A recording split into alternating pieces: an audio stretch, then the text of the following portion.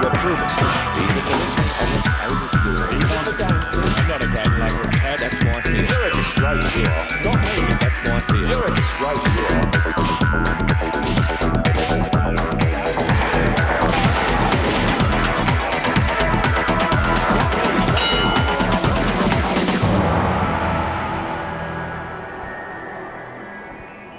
Hello and welcome to Shadowboxing.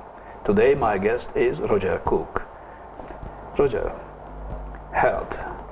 Why you choose, or have you choose your position as a shadow health minister? How does it happen? Well, as Deputy Leader of the Labor Party, I get an opportunity to discuss the portfolio distributions within the caucus, but ultimately it's the leader's decision to allocate portfolios. I was very lucky to get the health portfolio. It's a terrific area. It's a very difficult area in relation to size and the complexity of the policy issues, but it's cutting edge in terms of what we have to do in our community to make Western Australia a better place to live. As far as I remember, in the last 30 years in Perth, health was always an issue.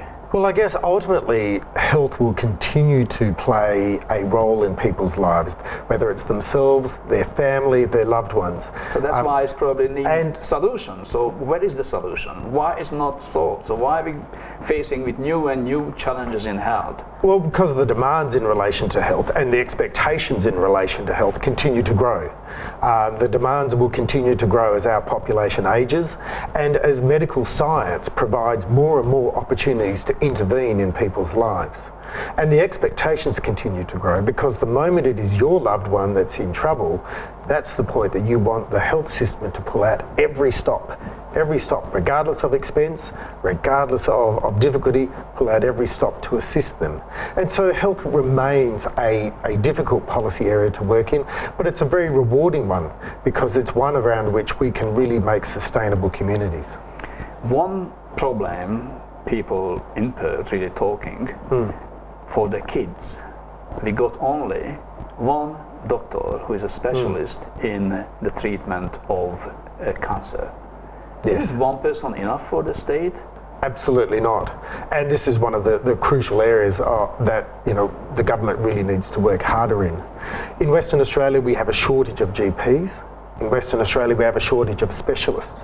And so the one person who is doing that very important job to look after our kids is not enough, of course. Correct. Where is the money? Why don't we got 2, 3, as many as we need?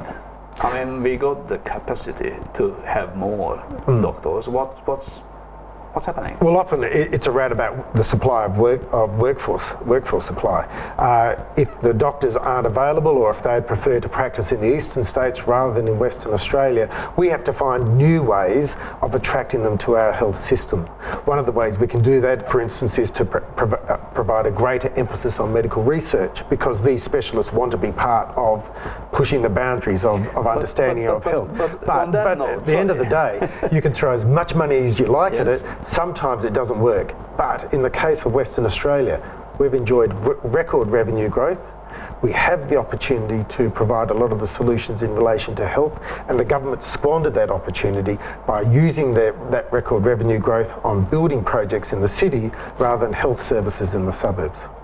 So if we got record revenue and record debt, 25 billion probably by the election day, what's happened in between? You've hit the nail right on the head.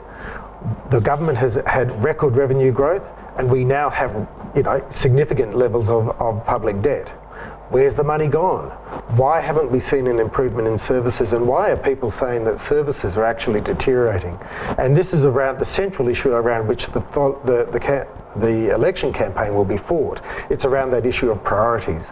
The Barnett government has had the opportunity to provide significant improvements in health services, significant improvements in education services, and to increase our police force to make sure that we get on top of crime. They've instead chosen to build buildings in the city to do monuments to themselves, and services continue to deteriorate. We're going to have a new sports stadium. A new sports stadium is good, but And why? waterfront. But why the most expensive football stadium?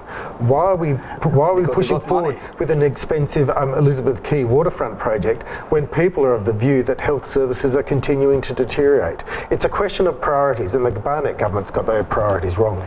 But new hospitals are building. We just got the Fiona Stanley Hospital. Fiona So Stanley. you couldn't say the government not building hospitals. Well, the Fiona Stanley Hospital was paid for and is fundamentally designed by the previous Labor government. So all this government is doing is going about continuing to roll out Labor's hospital development program.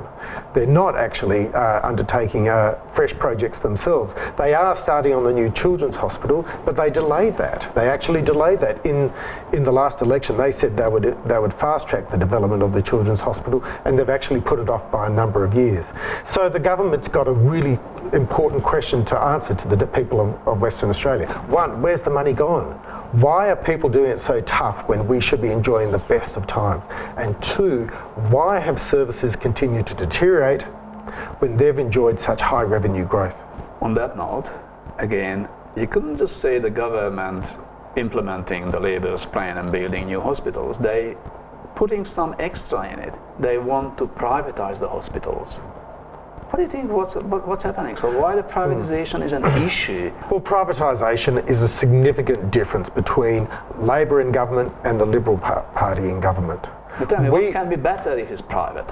Well, nothing is better than if it's private. A number of things happen once you privatise a hospital. One, you lose accountability.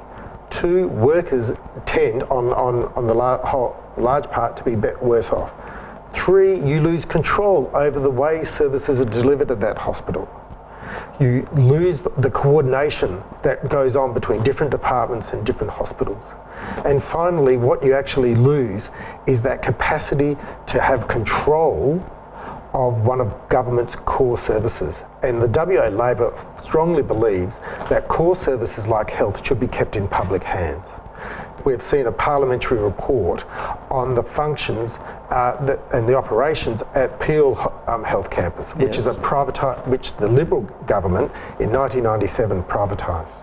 And what that committee saw was significant shortfalls in accountability, in the way that hospital operates. They've suggested that there's potential issues of fraud in the way that hospital operates. There's potential issues of clinical failure in the way that hospital operates. And that parliamentary committee has said what we need to do is actually have a full judicial inquiry into that hospital to try and work out what's gone wrong.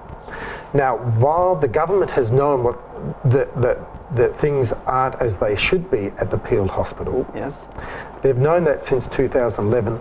They've continued to roll out their privatisation policies. They've privatised the Midland Health Campus. What do they say when privatised they're the rolling out Fiona the policy? Stanley. What's the reasoning behind it? Because, or just they're doing it because they can, or they provide some reasoning? What's the reasoning? It's an ideological position of the Liberal Party that they give as much of government services to the private sector as possible. Health is no different.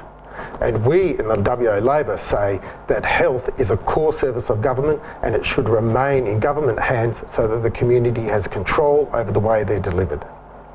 Health professionals coming out from the universities, and they are unemployed.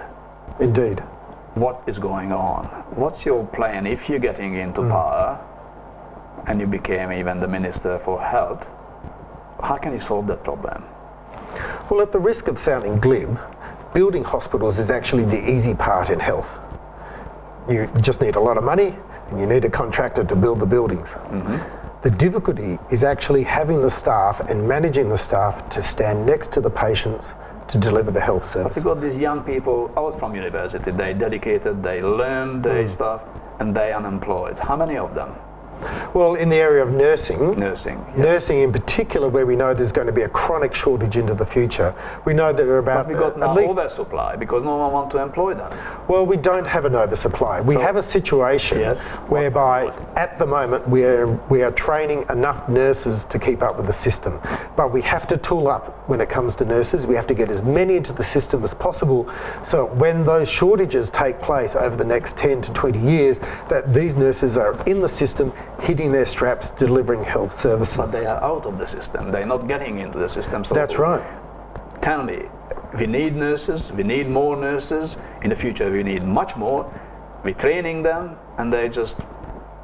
And they're presenting themselves, you know, these are people who went into nursing because the governments of the day said, become a nurse and become part of our health system. We need more nurses. So they've finished their studies, and the government has said to them, there's no room for you. And that's just outrageous. We need to have a long-term workforce development strategy to ensure that we have nurses in our system delivering services to our patients.